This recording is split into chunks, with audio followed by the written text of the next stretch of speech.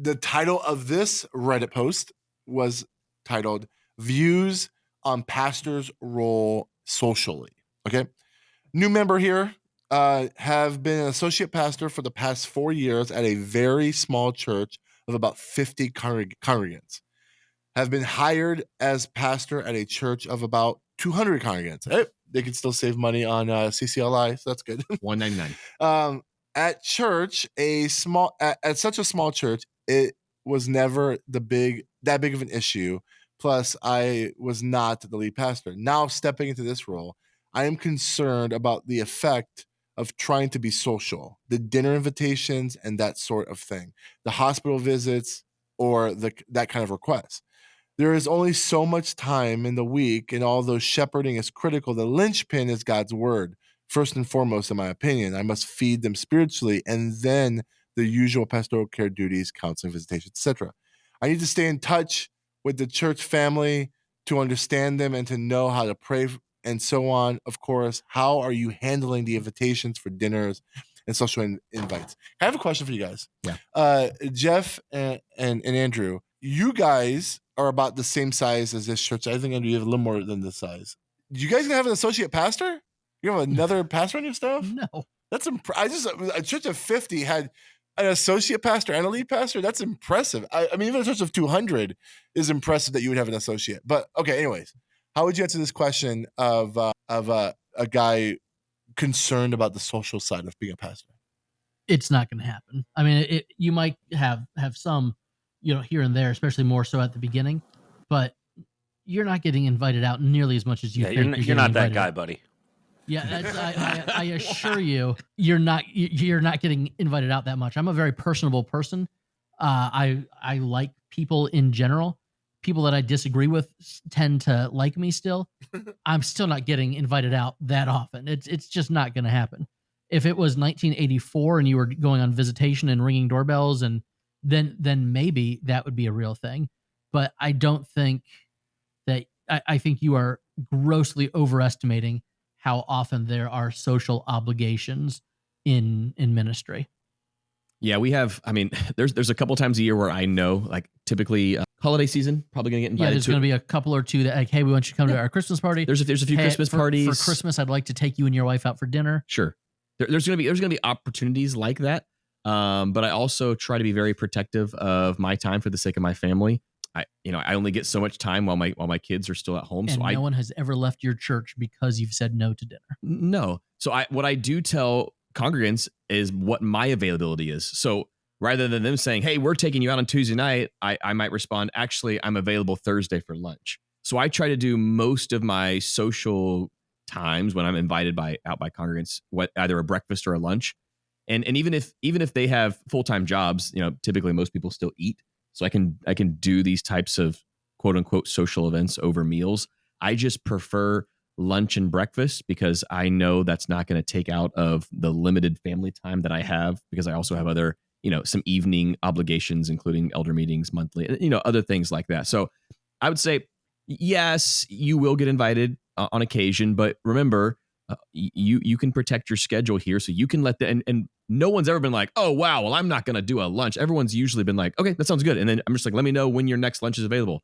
Like I have a standing monthly lunch with a guy from the church who knows, hey, I know Tim's best day is Wednesday, for example, for lunches, which it was before staff meetings. So he would literally text me a month and a half out, how do these 3 Wednesdays sound? Can you make one of these work?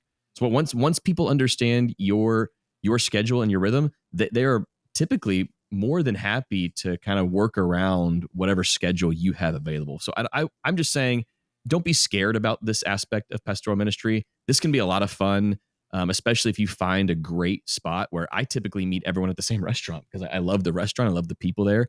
I get to know the people. So it's kind of cool to get to know the community in this way. But I will say, you're probably not going to get invited out as you think you might. That's okay. But also protect your schedule. Y'all said about what I was going to say. If you can put it into your schedule to give them your times, one thing I would just precaution, don't say you're going to be somewhere and did not come. I think sometimes it's easy to say, well, if I can, I will. And I'm guilty of that. Maybe y'all have been guilty of that before. And I've had to learn, like, go ahead and say, hey, listen, I might can, but I'm going to let you know I already have a lot going on.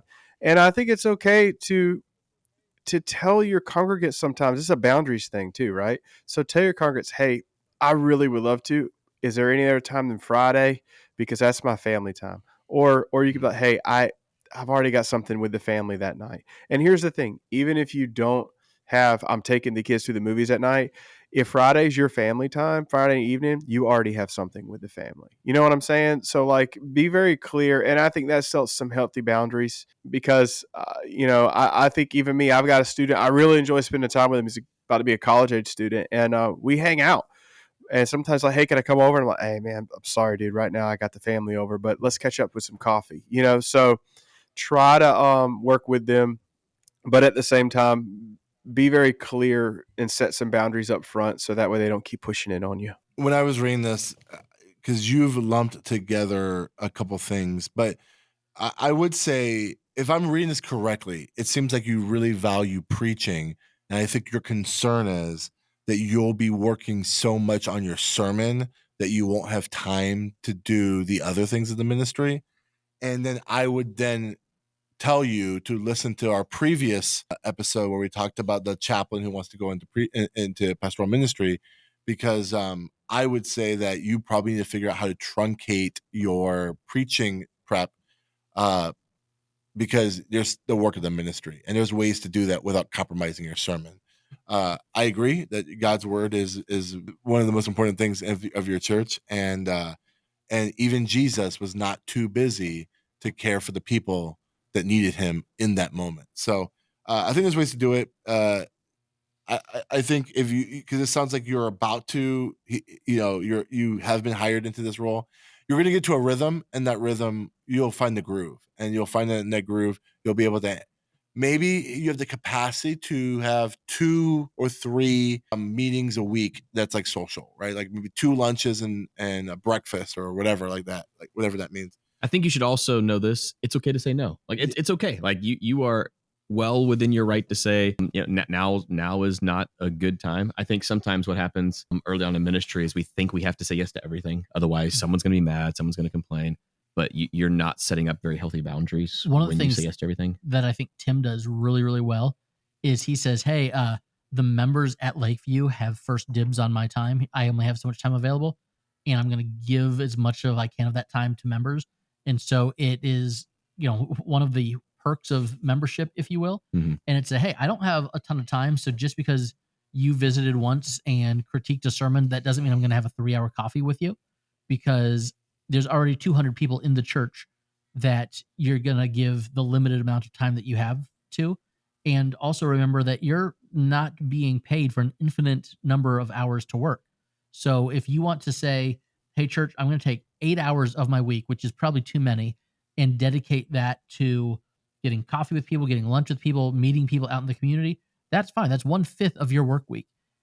If it's still a finite amount of time, you can only do so much in that amount of time. So don't feel like you need to meet everybody who wants to have someone to sit and drink coffee or have a conversation with. And phone calls are okay. Like if someone needs to chat and you don't have time to go out and do a thing, it's okay. Emails are fine. Phone calls are okay. Text messages are okay. Sure. Don't delete them, but keep them. This is good. Brother, I hope if you have more questions, whether you're in this Reddit group or you can find us on Facebook at the Practically Pastoring on Facebook, we would love to help you as you navigate this new world of going to a church that's a bit larger, now being in this number 1 chair. It's going to be a different experience than you were when you were an associate pastor of a church of 50.